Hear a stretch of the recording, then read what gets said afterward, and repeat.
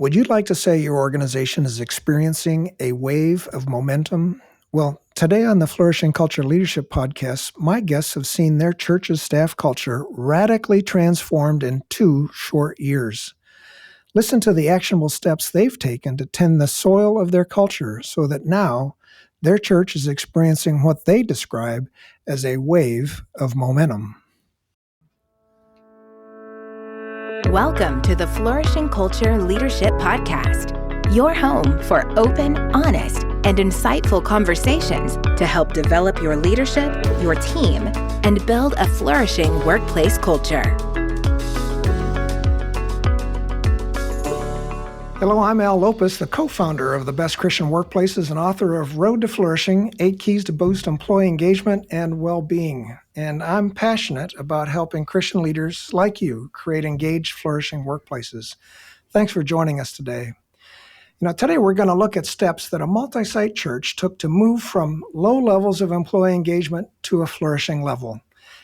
Change doesn't happen overnight. But once you understand the issues in your workplace culture, you can choose to make deliberate moves towards health and flourishing and get traction on improving your culture.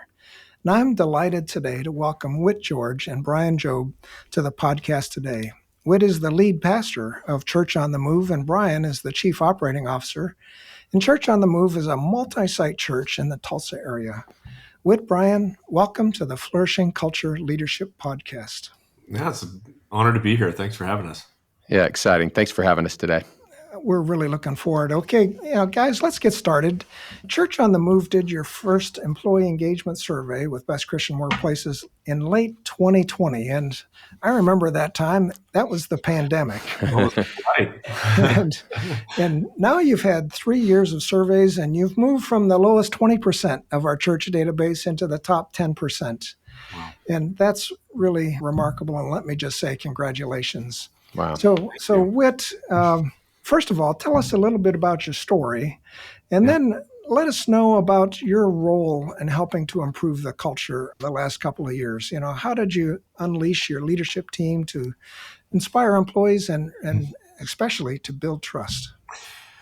Yeah, so Church on the Move was founded by my dad in 1987. My dad pastored from 87 to 2017. And to just kind of give a little synopsis of that, his leadership era, my dad was what I'll just call like a heroic leader, a spiritual father to a lot of people, a pioneer in so many ways, as many kind of pastors, particularly maybe of the boomer era, seem to be. They're pioneers. They build stuff, and they have this sort of heroic sort of quality to them.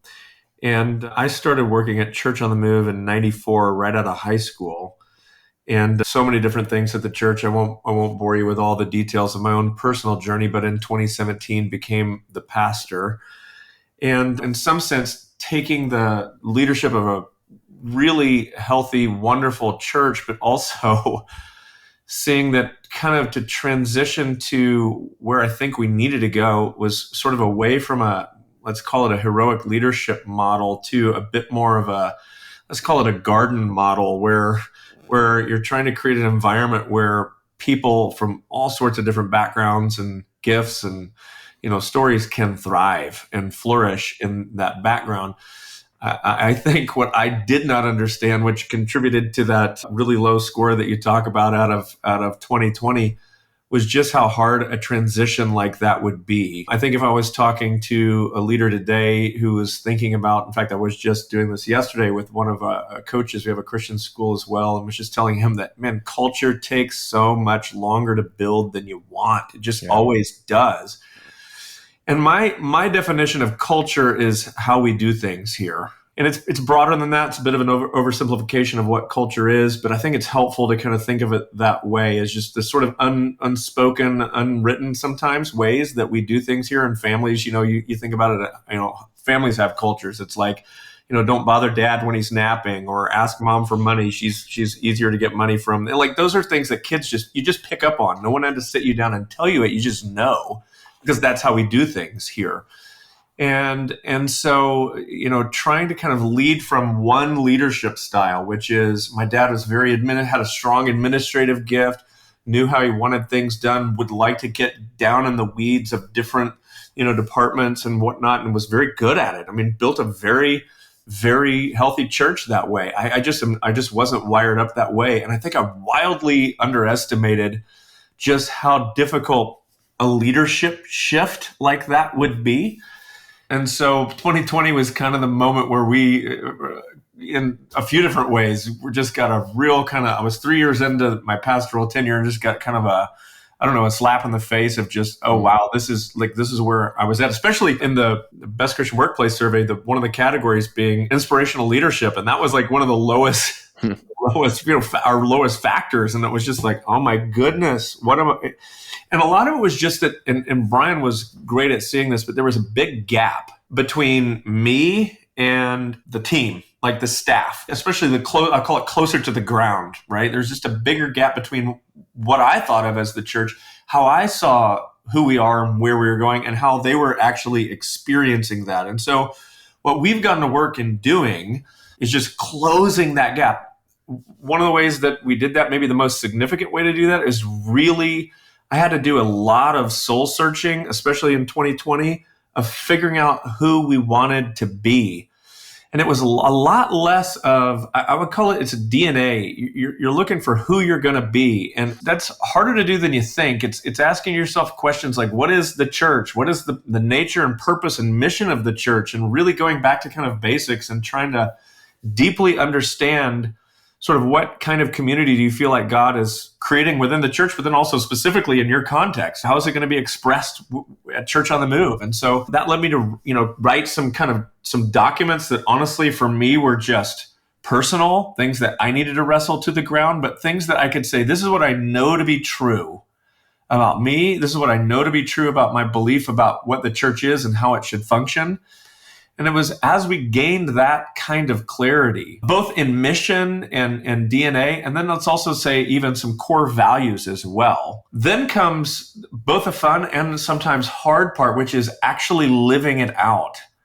And I think this is where often a big disconnect with leaders is that we espouse, and in fact, this is why even the phrase core values gets an eye roll from a lot of employees, is because it's nothing more than a poster on a wall instead of a reality that's experienced. That's why I say culture is how we do things here. And so it really doesn't matter what you write on the wall.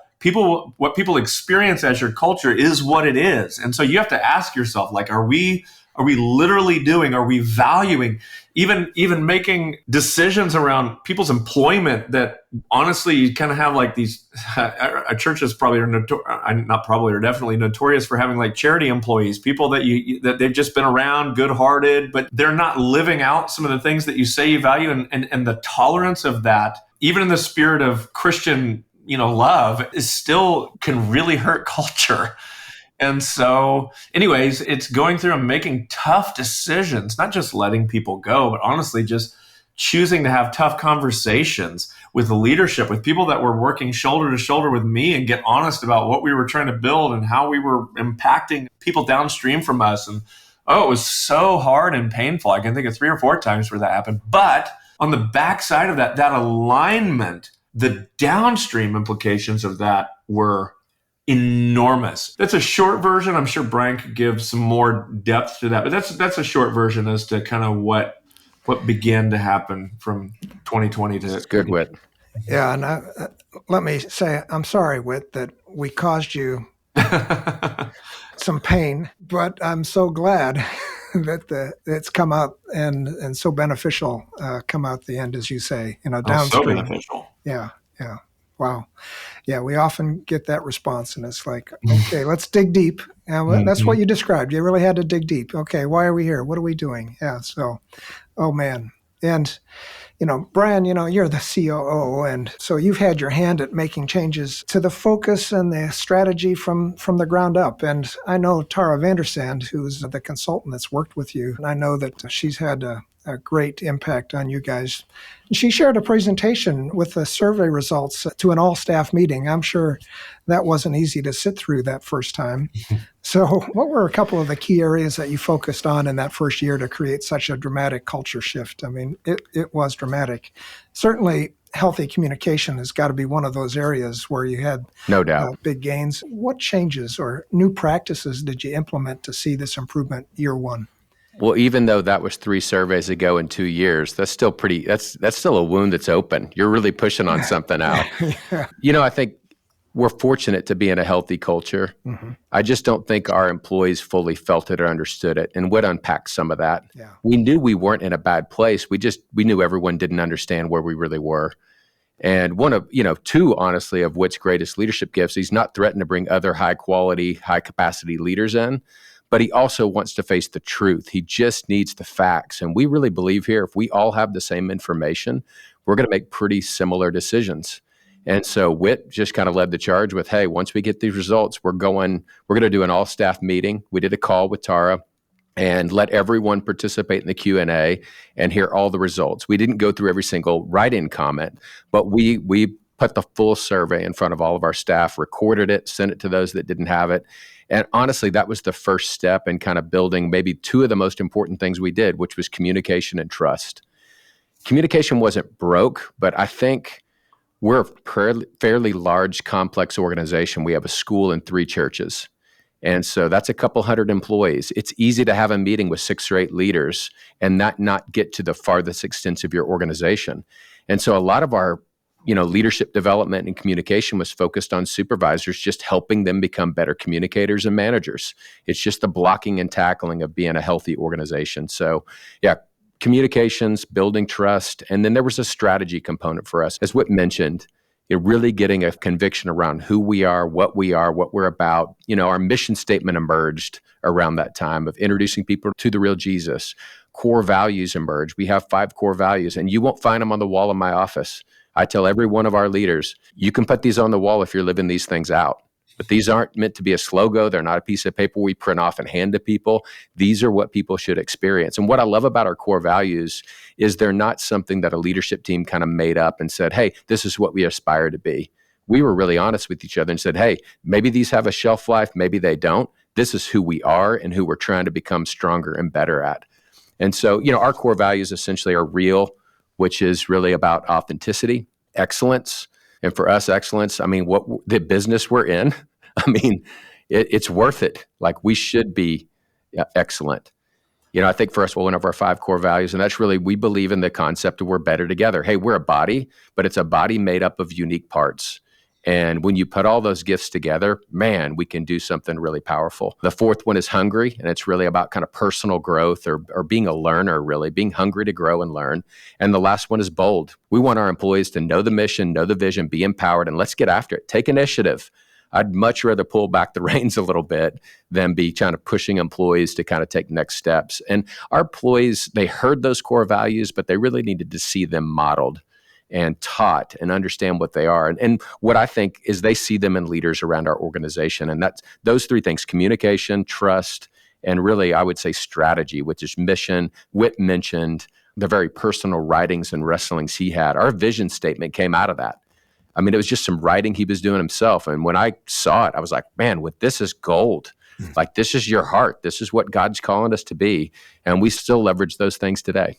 Yeah, tell us a little bit about mission, vision. We just heard kind of the core values, but tell us a little bit as you really kind of narrowed in and focused on what it was. Yeah, so, I would say some of it was a personal learning for me. My dad is such how would I put this? He's a builder. He dreams in square feet. He's an architect in so many ways.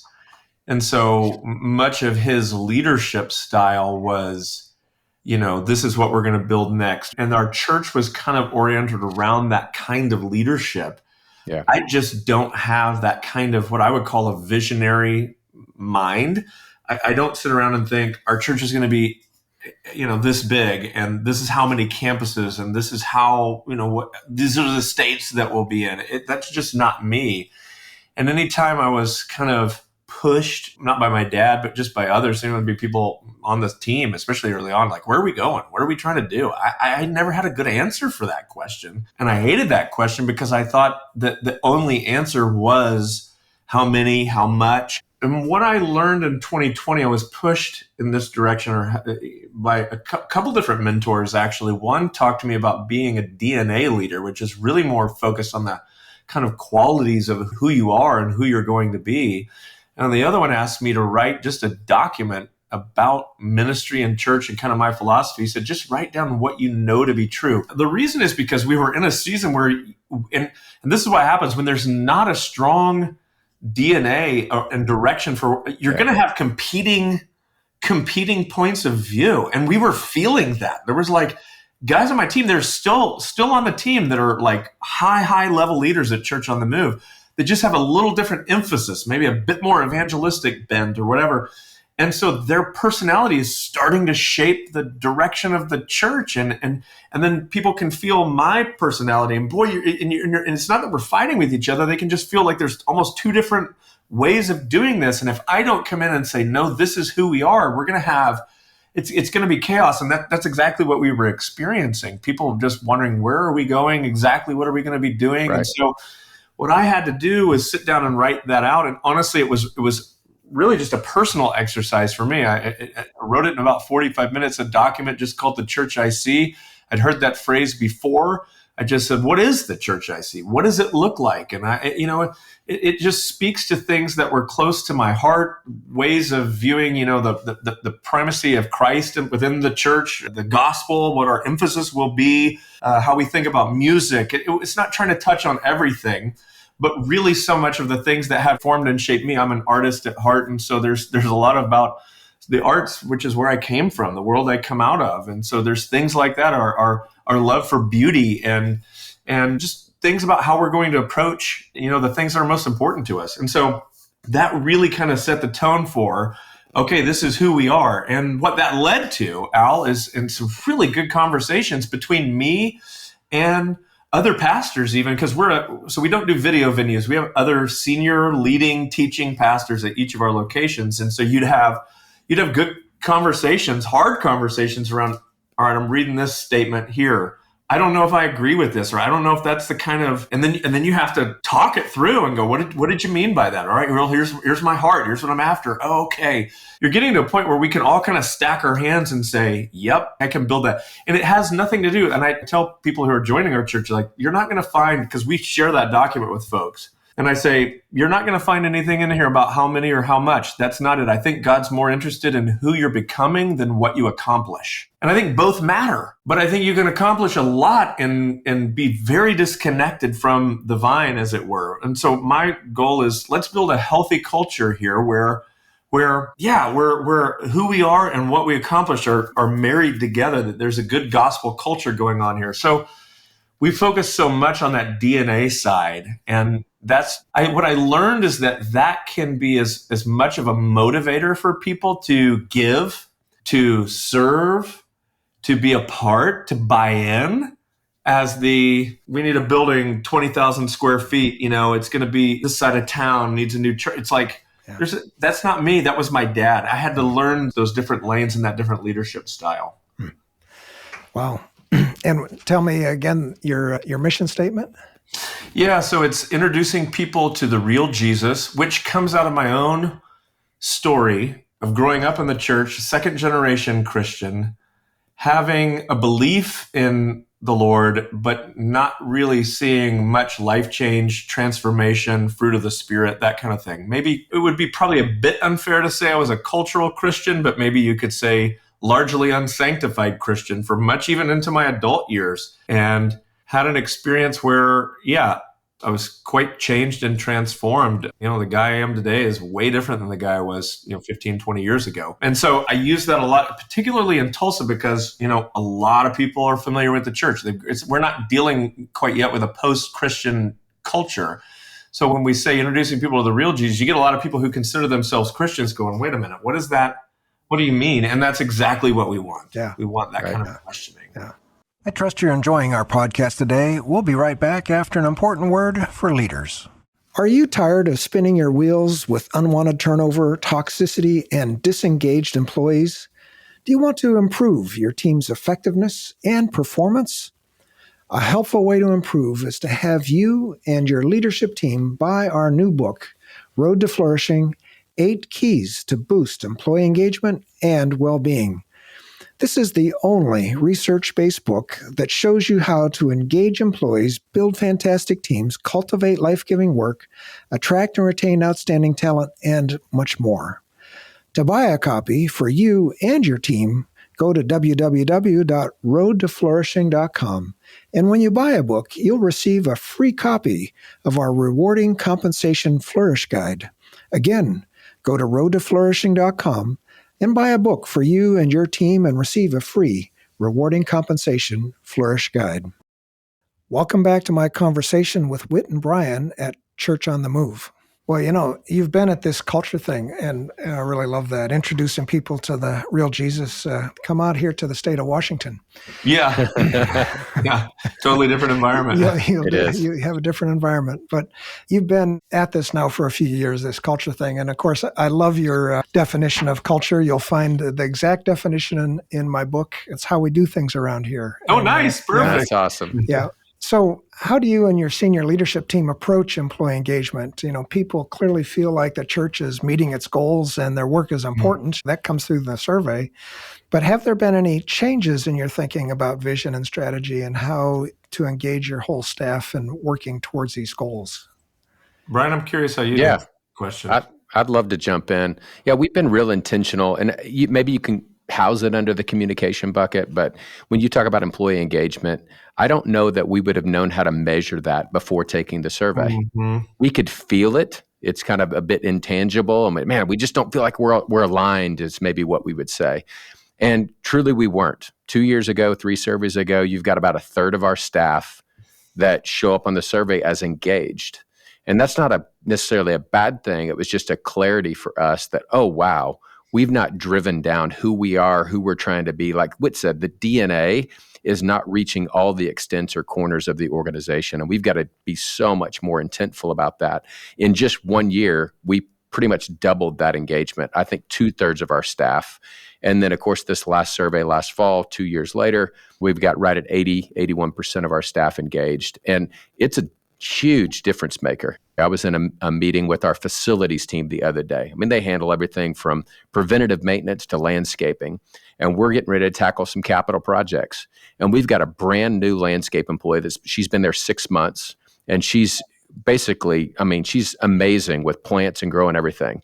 She came up to me after the kind of leadership development time, said, I've got an idea that I think could save us tens of thousands of dollars. Could we do this? And her whole focus in doing that, she said, my job in introducing people to the real Jesus is allowing more budget for ministry and less budget for growing plants. We've got this greenhouse and we can do all sorts of stuff. If you'll tell me what you want in the flower beds in that building we're building in 2024 and 25, I'll plant the seeds now and I'll make it happen for you. That's culture. That's driving down like our values and who we are and our DNA to people. And we've had to be very intentional with that. Our staff as a whole, I come out of a whole different industry. I've only been in nonprofit church work for the last 3 years. This has been my home church for 22 years. If I had the passion on staffs previous to working in the church that the church staff has, that all church staff, you could conquer the world. And that was obviously Jesus's plan. But yeah, I just think we don't always know how to properly shepherd the people under our supervision. And so management's way more than just doing an employee review. And so what we've really tried to cultivate is a real culture of meeting with direct reports, overflowing information, waterfalling information. You've got to say things 5 or 6 times for people to hear it. And so that's dramatically changed here, where we're really equipping anyone that works for them, say a supervisor or a manager. You know the culture, you know the DNA, you know the core values, you know the mission and vision. You're around other people that exhibit that, and your job's to go disseminate that by kind of leading, developing, and caring for the people under your little kingdom, your little department. And so we're finally seeing like our culture get down to every single little nook and cranny of Church on the Move. Brian, I think you did one of the best things you implemented this, but right after that 2020 survey, we went into 2021 weekly, and we still do it every week. We do an all staff call. So we do in-person all staff gatherings, not quite monthly, but probably 8 to 10 times a year. One of the things that we learned in the survey was just that people didn't know exactly what was going, even it was our managers. That was the crazy thing. We were like, wait a minute, you guys should be, we just couldn't figure out why they were struggling to, things that we thought we'd said. So and even this kind of consistent belief that the senior leaders of the organization were somehow had all this information that we weren't sharing with people. And so we had to really go overboard. And Brian had this idea of just going to a weekly all staff call. So every week we do this, we jump on and it'll be 30 minutes. Yeah. But it's a Zoom call. People join in live, and then it's recorded to anyone that wants to watch it back. And it's literally just a weekly touch point of what's going on. And the phrase that gets said a lot is just, you know what we know. Like the only things we're holding back are things that maybe affect, personnel situations we can't talk about, or we're sharing we want you to know what we know. And I think that's made a big difference, Brian. I think that was a really smart. It's been huge. I love that idea. That's something all of our listeners can think about. How do you do a weekly all-staff call just so everybody knows what everybody knows? Brian, let's go back to, you mentioned this point about the connection between staff and supervisors, and how supervisors really, that you've gave them some authority, power, training on how to connect with their staff. We asked the question, my supervisor cares about me as a person. My supervisor helps me solve work-related problems. So you've done some training. What are some specific ways you've equipped that middle management supervisory group to help engage them more effectively? Great question. And Al, that was not one of our highest scores in the first survey. That is our absolute highest score of every single question asked. I think it's 4.86 was the score for my supervisor cares about me. Our supervisors cared about our employees way before Whit and I started trying to change culture around here. Do the employees feel cared for? And I think that was the kind of missing ingredient that we've had to develop people in. We do a monthly leadership development meeting for anyone that's a supervisor.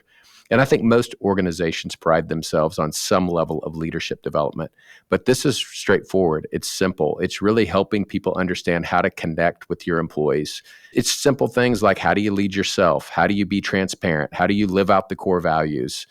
But even more than that, we don't want employees to be surprised when they get to an annual review with what you're going to tell them. And so that conversation should be going on all the time. For supervisors that don't have great relationships with their employees, I just say start with a weekly one-on-one, 45-minute, no agenda meeting with your direct reports that week. And do that for the next 6 or 8 weeks. And that quantity of time is going to make a difference in the quality of that relationship over time. And we don't require supervisors to meet weekly one-on-one with employees, but it's amazing when you raise the value of something, how much that improves relationships and communication. So the passion was there, the care was there, our employees just really needed to feel it. And so it hasn't been that heavy of a lift. It's just been a constant, steady reminder, kind of hand on the back of our supervisors saying, hey, this is important. Let's do this. Take some time after that meeting. Go repeat to your team what you just heard. So it's real simple, kind of low-level, cookies on the bottom shelf type stuff, but it's so important. And you've got to do it over and over and over again. Fantastic. The Best Christian Workplace Survey measures employee engagement, and your church, as we've talked about, has seen tremendous improvement. And I'm curious if you've been able to see any spillover effects. And this is one of my favorite questions, So as your staff is engaged and energized, helping the church achieve its mission and goals, have you seen an impact, on the energy and engagement amongst the broader church community? What's your reaction to that? Oh my goodness, yes. I mean, absolutely massive. Yeah. And I really think that's the way that it ought to be. I see this as sort of a descending kind of waterfall, trickle down effect. It really does need to start at the top. If the people at the top don't know what's going on, don't love and appreciate one another, aren't enthusiastic or excited about what they're doing, obviously that's going to have an impact. But that even goes through the staff, which I view as the core of the church. And so as they are more engaged, that's the word we're using here, they're more engaged and bought in and feeling good about what they're doing. I mean, that you just can't help that to have an impact on the church. And honestly, that's what we're seeing. It's been crazy. I don't know what's going on in the rest of, with the rest of the church community at large. I honestly, in the last couple of years, just try to kind of keep my head down and focus on what we're doing. But just even what we're seeing at the beginning of 2023, has just kind of blown all of us away with no real, concerted effort, push, whatever. We're just seeing a wave of momentum starting to build.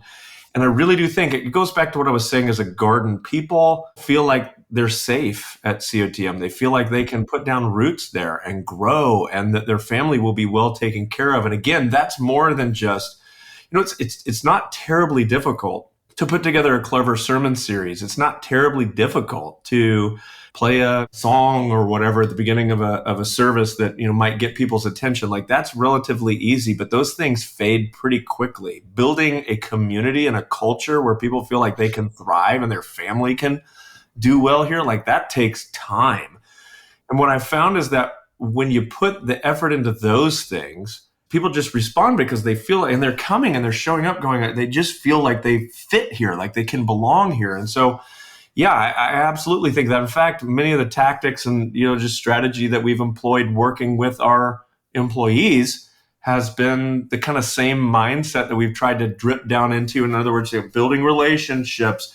We're a large church, but just spending the time that you can one-on-one with congregants, and going to lunches and coffees and making sure like they know what we know. It's a lot of the same stuff. And the dividends, I'm kind of blown away. I shouldn't be, but I am. It's amazing just to see how that's all working. Outside of seeing the churches just thrive and grow, my favorite aspect of our culture and where it is from a health standpoint is we have a fairly complex ministry model. We have 3 churches in Northeast Oklahoma, roughly in the same cities and some different suburbs, live communicators at each of them. That is not a model that gravitates to doing things together. I mean, that's not normal. And when culture's healthy, I get to support a lot of that stuff. And we've got a lot of staff that can support those things. And what we're not spending time trying to come up with procedures and rules and restrictions to try to do things similarly. The culture's the same.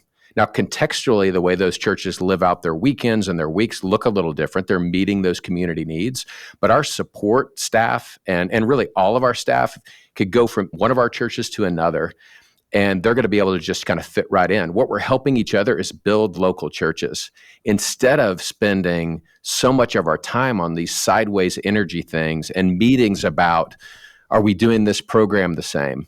We all want to be doing this together. We love the culture that's here. We love the DNA that's being established. And so it feels like everyone's running, and we're running towards the same thing, but doing it through the power of 3 churches. Yeah, Whit, I've got to say, I love the comment, 2023, we're experiencing a wave of momentum. And Brian, you've just described much of that. And, I love the gardening theme, Whit, that you've mentioned throughout this. And in the introduction of our book, Peter Greer of Hope International talks about it's all about the soil. You create good soil, good things grow. And you're exactly describing where you've cultivated the soil, you created nourishment in the soil, and a wave of momentum is happening as a result. Well, okay. Well, your church is also affiliated with a school, the Lincoln Christian School, and some of our ministry partners include both churches and schools. And some organizations struggle, to balance the interaction and the operations of 2 distinct enemies. Lincoln Christian School is also a certified employee best Christian workplace, and you've really focused on employee engagement there. So, Brian, what are you learning about the positive ways for a church and a school to operate side by side with healthy interactions and boundaries? Are there some practical steps that you've taken that might be helpful for other organizations that have both a church and a school? As anyone out there knows that works in the environment where your organization has a church and a school, it's very complicated. And a school is not a church. And when you're working together and you have shared resources and shared teams, obviously the school drifts to wanting to do the things that a church does.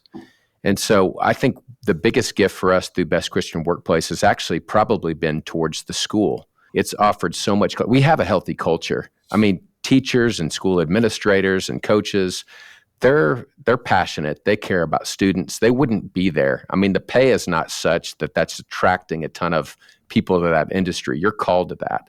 And so culture tends to be somewhat healthy in a school with staff because they're so passionate about the mission and vision of a place and helping, form the next generation.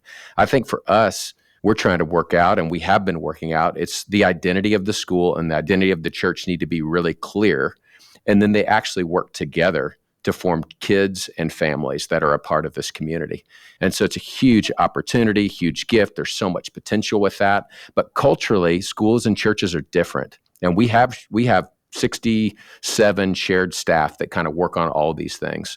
But the church side and the school side have their distinct staffs. And I think if you would have asked me 3 years ago, I'd have said, man, we're building the same culture, got the same core values. We're doing a lot of the same things. We're touching a lot of the same families. But as Whit said, when we kind of step back and philosophically and theologically kind of break down, what are our roles? Let's be really good, really strong in the lane that we're supposed to be.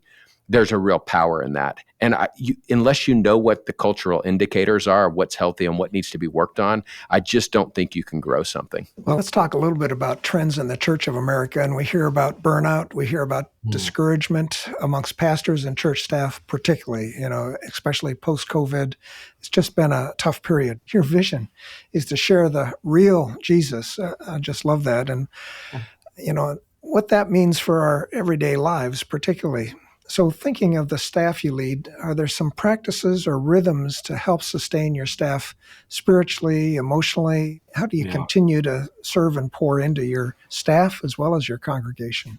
Yeah, Al, I think a lot of it comes down to, Brian touched on it just a second ago, is I think understanding our roles. I think we get into trouble when we try to do things that aren't ours to do. That's good. And so much of what I think, I've lived it, when you feel like you're responsible for church growth. And I get that there's so many, I have friends that are in a situation where they kind of need their church. I mean, there is a financial viability piece to this that's real, that you can't just ignore and go, well, just love people. I mean, you really need that.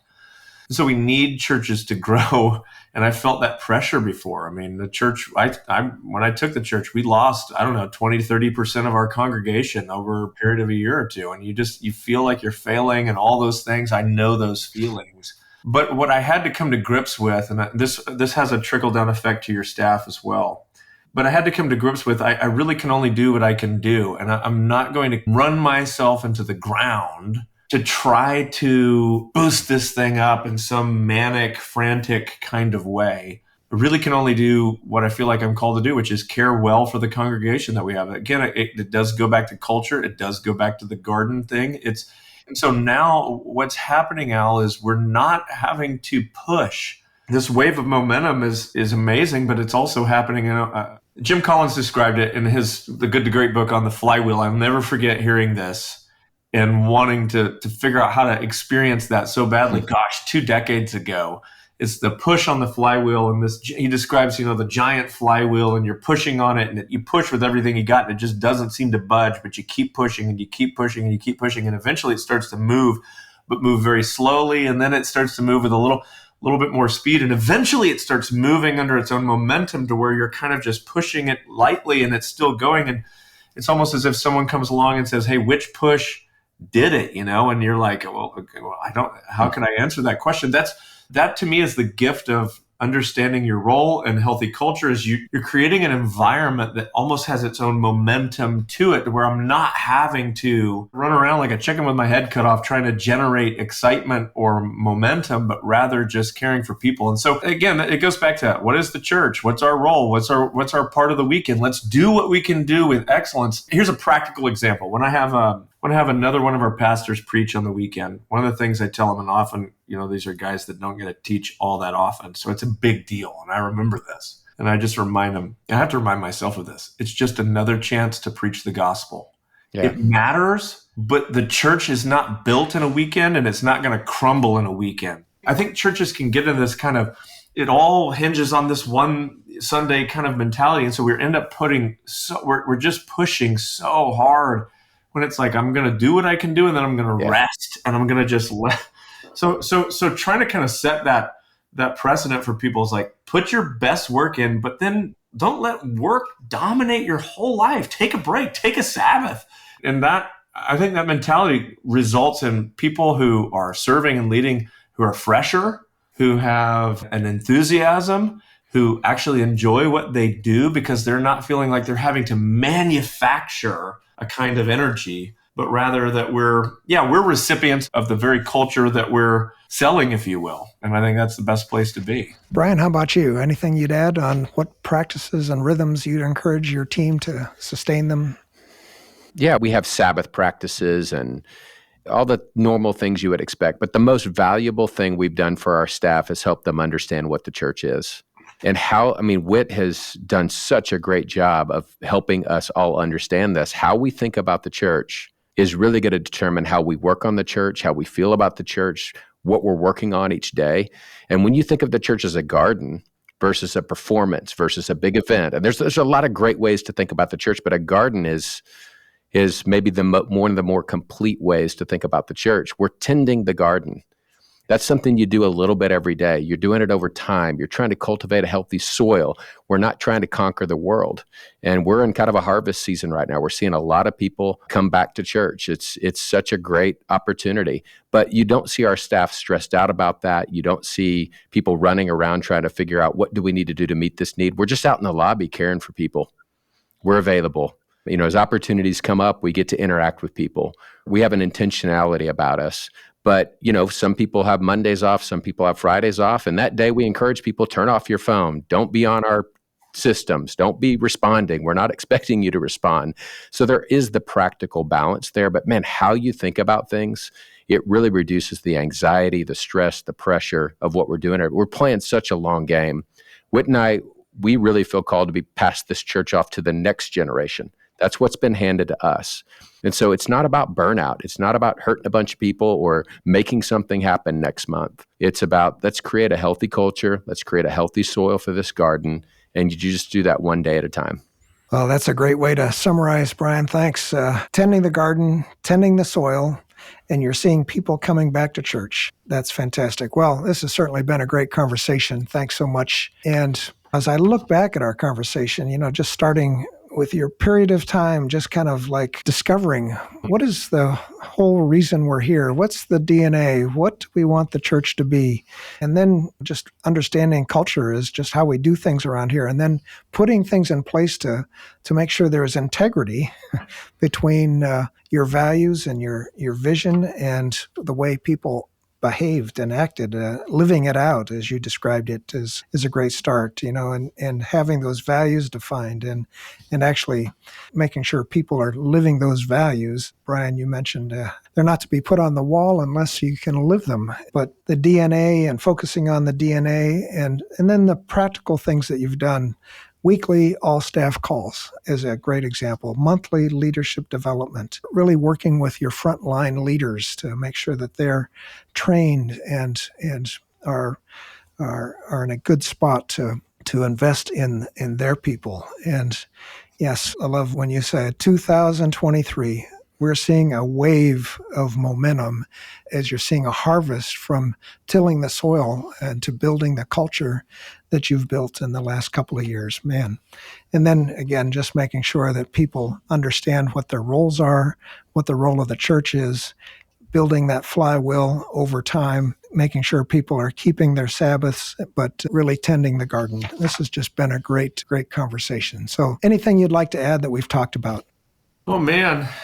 I think I might just say that, yeah, it's a process. It takes time. Give yourself grace for that. I think back to myself, if I could go back 3 years ago, the turmoil that I was in, particularly the summer of 2020, asking myself the questions, do I want to keep doing this? I know a lot of pastors are asking themselves that. I think if we could just kind of take a step back, exhale, and say, this is not my church. It belongs to the Lord. Make the most of what he's put in your hands. That might be a large church like COTM. It might be a smaller church.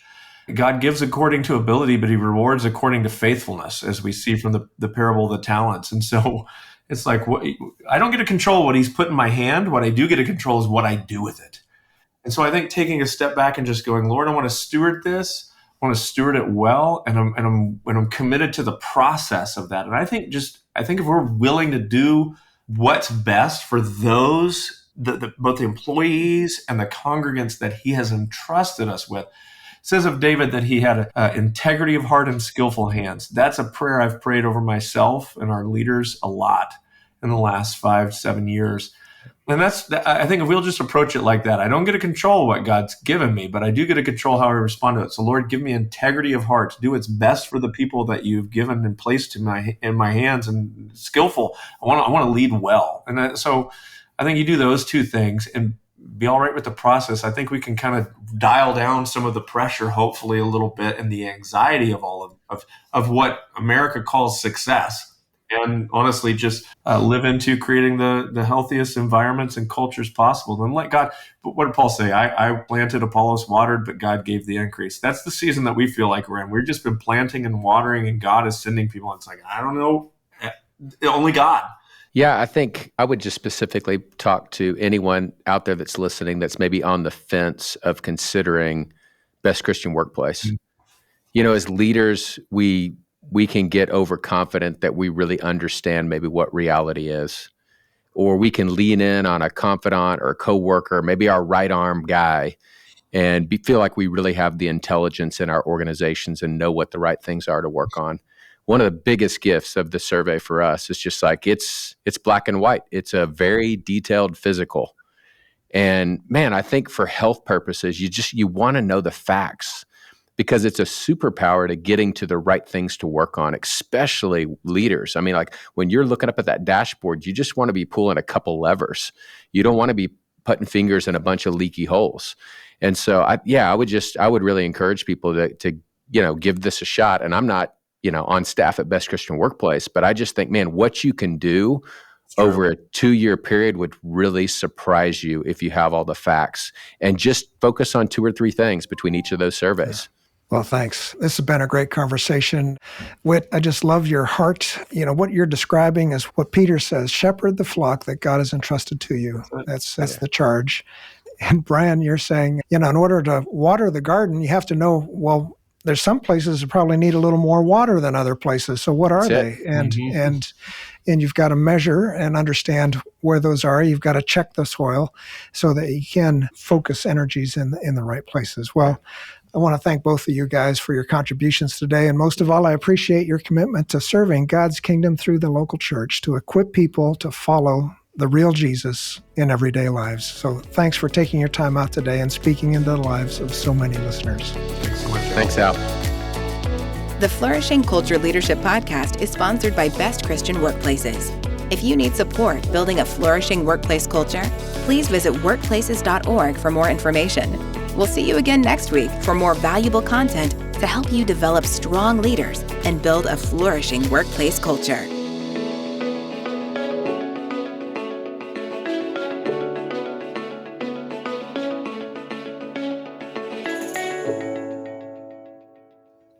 Speaking of flourishing workplaces, next week we're going to be speaking with a leader whose church scored at the flourishing level the first time they took our employee engagement survey.